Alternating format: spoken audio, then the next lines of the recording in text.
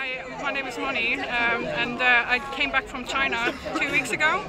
I was there for 1.5 years, working as a teacher, and I literally had to get out as quickly as possible because they are locking people into their apartments.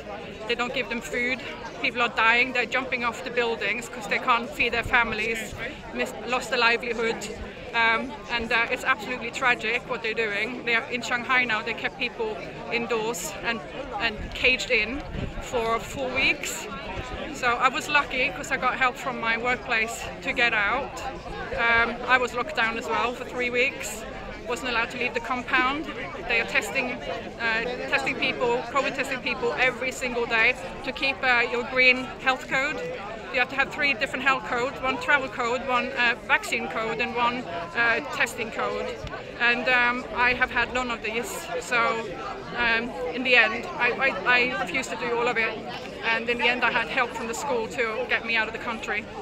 So, and what province is this in? Is this Hangzhou? This is in Hangzhou. Yeah. So I had to go to Hangzhou airport, which was in lockdown, and the driver who took me there, he was taped into the car. He wasn't allowed to leave the car in Hangzhou airport. I left the car, got all my stuff out. He got taped back into the car to drive back again. See, that is what they do to all of the lorry drivers and stuff as well when they go on shipping stuff between the provinces. They are not allowed to leave their cars.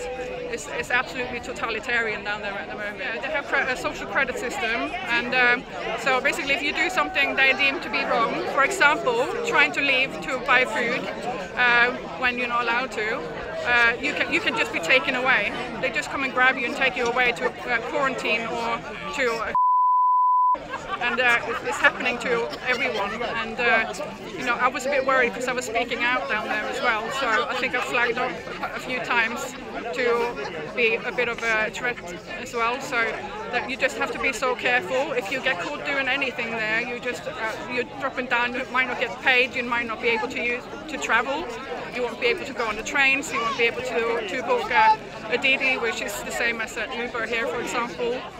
You won't be able to buy food, all of these kind of things. So I have never seen anything like it in my life. I'm so glad to be back.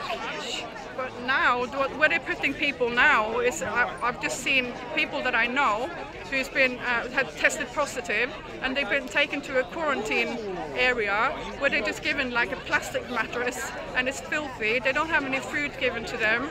It's like anything goes. It's like so, and this is people who are experts and actually working there right now who's been treated that way.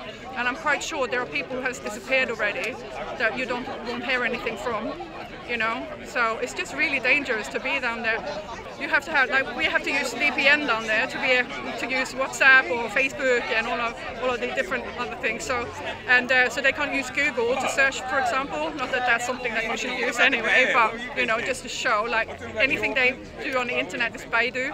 So and that's heavily monitored what's been put up there. So they don't know anything.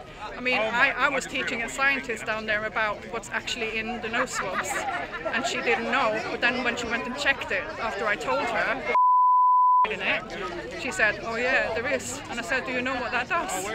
And she said, "Yeah, it's very dangerous." And I said, "Yeah, so you're actually helping."